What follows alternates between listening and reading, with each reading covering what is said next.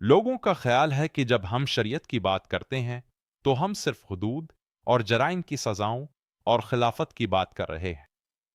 جی ہاں، اسلام ان سب چیزوں کا خیال رکھتا ہے، لیکن اسلام اور شریعت آپ کے دل کی گہرائیوں میں موجود چیزوں کا بھی خیال رکھتی ہے، اور آپ کو ان چیزوں کے لیے جج کیا جائے گا جن پر آپ کا کنٹرول ہے۔ لوگوں کے بارے میں برے خیالات رکھنا اور صرف اپنے اندازے کی بنیاد پر غلط شبہات رکھنا، اس کے لیے آپ کو جواب دہ ہونا پڑے گا۔ آپ اس میں شامل ہونے کا انتخاب کر سکتے ہیں۔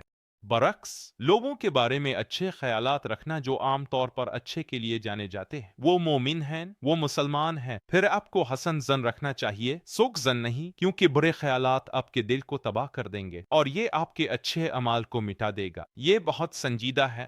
کوئی شخص قیامت کے دن اللہ کے پاس جاتا ہے یہ سوچتے ہوئے، او میں نے بہت ساری صدقہ دیا ہے، میں نے بہت ساری نمازیں پڑھی ہیں، میں نے بہت ساری نفلی روزے رکھے ہیں، میں نے حجاج کے لیے دعا کی ہے، میرے پاس اچھے اعمال کا پہاڑ ہے، میں یقیناً جنت میں جا رہا ہوں۔ اور پھر وہ یوم قیامت پر جاتا ہے اور دیکھتا ہے کہ اس کے ترازوں پر، میزان پر بالکل کچھ نہیں ہے۔ کیوں؟ مسئلہ کیا تھا؟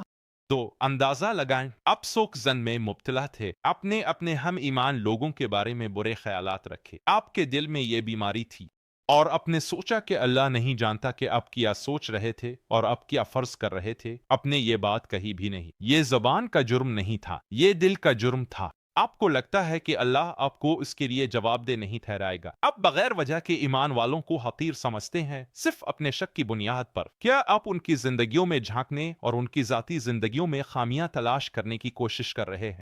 کیا آپ اپنے بارے میں بہتر محسوس کرنا چاہتے ہیں؟ کیا آپ دوسروں کو نیچا دکھانا چاہتے ہیں؟ کیا یہ آپ کے سیاہ دل کی بیماری ہے؟ اندازہ لگائیں، اللہ ہمیں اس کے لیے یوم قیامت پر جواب دہ ٹھہرائے گا۔ یہ شیطان کی طرف سے ہے، شیطان کے دل کے معنی میں۔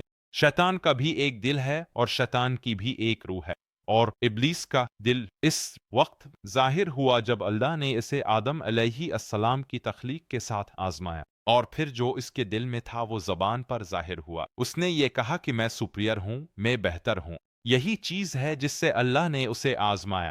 تو لوگوں کے بارے میں یہ شک کا خیال ایک تباہی ہے۔ آپ کو اپنی نگرانی کرنی ہوگی، اور یہ بہت سے دوسرے گناہوں کی طرف لے جاتا ہے۔ یہ شک دل کے دوسرے گناہوں کی طرف لے جاتا ہے، مثلاً حسد، کینہ، بے بنیاد نفرت۔ پھر یہ غیبت کی طرف لے جا سکتا ہے، یہ لوگوں کے بارے میں جھوٹ بولنے کی طرف بھی لے جا سکتا ہے۔ آپ کو اس شخص سے اتنی نفرت ہوتی ہے اور آپ نے اس شخص کو ایک برا آدمی یا یہاں تک کہ ایک مجرم بنا دیا ہے، صرف اس بنیاد پر جو آپ نے کیا ہے۔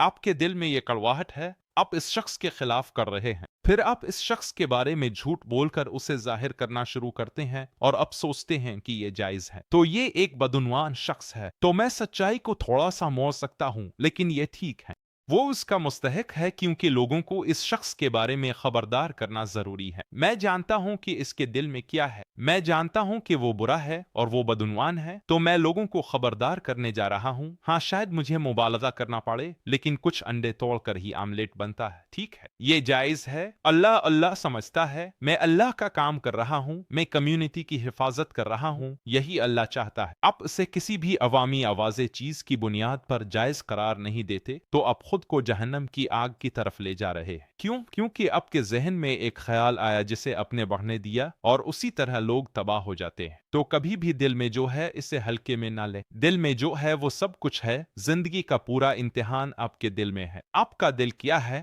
کیا آپ اللہ کے پاس صاف اور صحیح دل کے ساتھ جائیں گے یا نہیں؟ یہی پورا امتحان ہے، ساری دنیا کا یہی ہے کہ آپ اللہ کے پاس کیا لے کر آئیں گے۔ اگر آپ اس میں مشغول ہوتے ہیں تو آپ کے دل کی حالت کیا ہوگی؟ لوگوں کی ذاتی زندگیوں میں خامیاں تلاش کرنے کی کوشش کرنا، پھر یہ بہت خطرناک ہے۔